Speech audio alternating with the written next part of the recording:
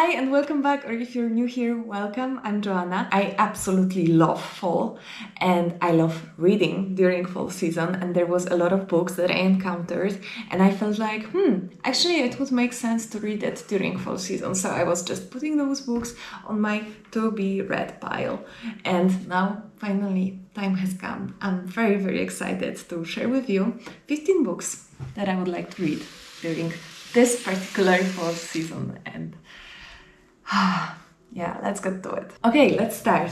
The first book is Ali Smith. It's her Autumn. It's the first one from the seasonal quartet. So I wanted to read each season in its season, and I'm very excited to start with this one. Daniel is century old. Elizabeth, born in 1984, has her eye on the future. The United Kingdom is in pieces, divided by a historic once-in-a-generation summer. Love is won, love is lost. Hope is hand in hand with hopelessness. The season roll around, as ever. Next up we have Sense and Sensibility by Jane Austen, and another one by Jane Austen, which is Emma. I am very curious how I'm gonna feel about those books, because I actually read them before in translation. I read them in Polish about 10 years ago, so it always makes me curious how I'm gonna feel about books that I've read a long time ago. I also signed up for a course on Jane Austen's life and her work in Open University of Warsaw. So I'm gonna take those classes this fall, and that's why I also wanted to reread some of her work to just refresh my memory, but also familiarize myself with how actually she was writing, because it always feels different to read in original and in translation. I always have a little bit different experience, I notice. Even if translation is very good, sometimes it's even better. But yeah, I am very curious how it will make me feel 10 years later reading the original. Next, book that I was kind of actually waiting for. This is Catabasis. I have no idea how to pronounce this one, by R.F. Kuang. This author got so popular recently. I read Yellowface. I'm still looking forward to read Babel. Grad student Alice Law has only ever had one goal: to become the brightest mind in the field of analytic magic. But the only person who can make her dream come true is dead and inconveniently in hell. And Alice, along with her biggest rival Peter Murdoch, is going after him. But hell is not as the philosophers claim. Its rules are upside down, and if she's going to get out of there alive, she and Peter will have to work together.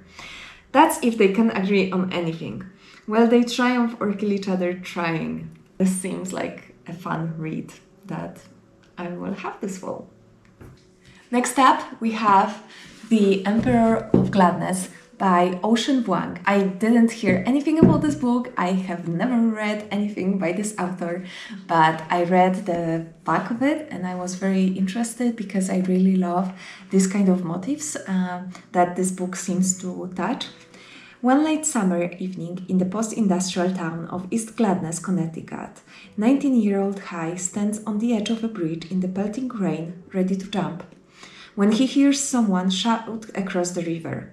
The voice belongs to Grazina, an elderly widow succumbing to dementia, who convinces him to take another path. Bereft and out of option, he quickly becomes her caretaker.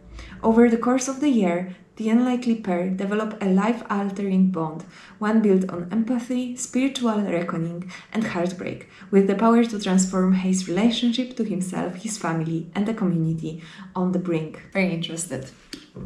Next up is Orbital by Samantha Harvey. I'm finally going to read this one. I was really procrastinating even maybe reading this, because I have very high expectations, but I think it's finally time to read this one. I'm excited.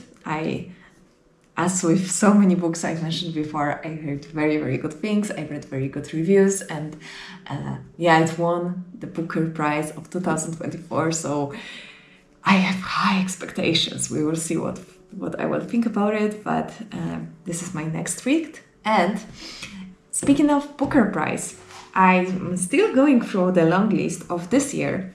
So we have Audition by Katie Kitamura. I have another book on my list from the Booker Prize long list, which is Love Forms. I already have it on my Kindle, so both of those books I'm very excited to read during fall season. Each fall I like to read some kind of mystery, so this time it will be Butter or Masło, because I will read it translated to Polish, translated by Anna Wołcerz.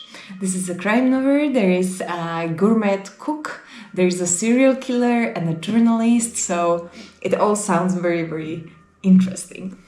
Next up, we have Graveyard Shift. This is written by M.L. Rio. The best-selling author of international sensation If We Were Villains returns with a gripping mystery surrounding a group of misfits who meet in the local cemetery each night. Even the setting, it all gives me spooky vibes, so I think this will be very cool to read in October when, I want to feel a little bit of chills. Next, we have The Phoenix Pencil Company by Alison King. This was June 2025 Reese Book Club pick. This is a little different atmosphere, I think. And as far as I read, it's about history, preserving memories, reconnecting with family. So I'm very curious about this book. Last but not least, from my physical books, this is False Idols by Carla Marie Sweet. This is a thriller settled in the wellness industry. Curious, I don't want to read too much about it because I want to let it surprise me. Looking forward to reading this one. Okay, so aside of all those physical books and the love forms that I mentioned before, I also have a couple of books on my Kindle that I'm really looking forward to read if it comes to fiction this fall. So first of them is Ghosts by Dolly Alderton. I love Dolly Alderton very, very much. Her Everything I Know About Love and Good Material left me very impressed by writing, her wittiness and sense of humor, the way she explores relationships, characters. I was crying, I was laughing in both of those books, so I'm very curious to read her debut novel, Ghosts. We also have Deep Cuts by Holly Brickley. As far as I've read, this book is exploring our need of belonging, the human need to be heard. It takes place in Brooklyn and in San Francisco. Last but not least, we have Something in the Water by Catherine Stedman. And this is a thriller. There is a documentary filmmaker that is scuba diving and finds something in the water. And yeah, that's it. I'm very excited to get to read all those books. I hope you will have a very nice reading season. That's something I wish to you and to myself, and lots of 5-star reads and joyful moments of reading. And yeah, with that, I wish you all the best. Thank you so much for being here.